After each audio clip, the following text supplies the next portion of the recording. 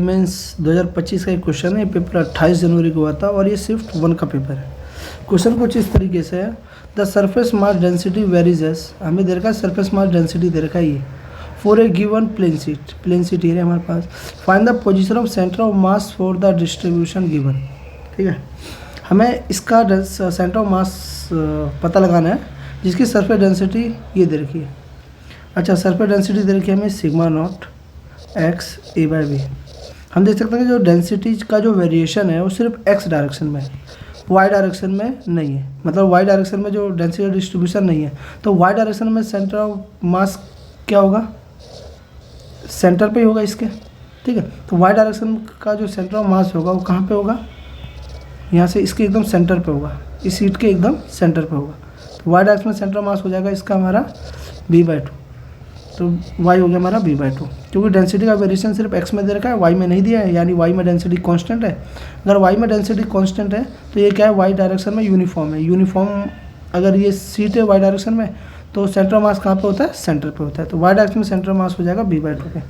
अब कैलकुलेट थे x direction में।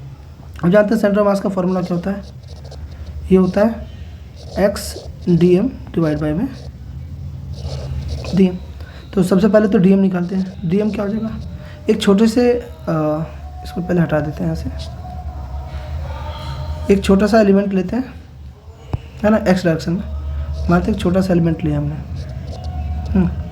x डिस्टेंस पे ले रखा है, इसकी लेंथ है dx और इसकी जो विड्थ है वो कितनी है b। ठीक है, तो dm निकालना है तो क्या पड़ेगा, सिग्मा इनटू में d है। तो इस छोटे से एलिमेंट का मास कितना है, तो ये होगा सिग्मा, डी कितना है, इसका एरिया कितना है इसका, b इंटू में dx। तो हमें मिल गया dm। चलो कैलकुलेट करते हैं, x सिग्मा b इंटू में dx डिवाइड बाई में सिग्मा b dx। अब सिग्मा b ले, अब वैल्यूज रखते हैं, x सिग्मा की वैल्यू रखते हैं sigma naught x divide by में ए बी बी इंटू में dx। सिग्मा की वैल्यू रखते हैं sigma naught x a b b into में dx। ठीक है, इसे सॉल्व करते हैं इसे।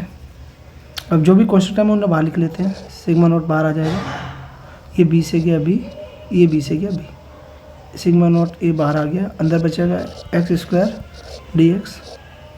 नीचे से भी हमारा सिग्मा नॉट a बाहर आ जाएगा, अंदर बचेगा x dx, ये दोनों कट जाएंगे। ठीक, तो सिर्फ इसे हमें सॉल्व करना है। तो एक्स स्क्वायर हो जाएगा dx और ये हो जाएगा x इंटू में dx। अच्छा, x का वेरिएशन कहाँ से कहाँ तक है, x हमारा वेरी कर रहा है 0 से a तक, तो x की लिमिट रख दूंगा मैं 0 से a, 0 से a।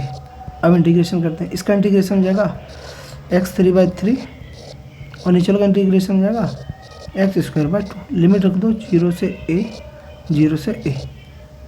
लिमिट रखते हैं सबसे पहले, तो ये हो जाएगा a3/3 माइनस 0, ये हो जाएगा a²/2 माइनस का 0, तो ये हो जाएगा 2a/3।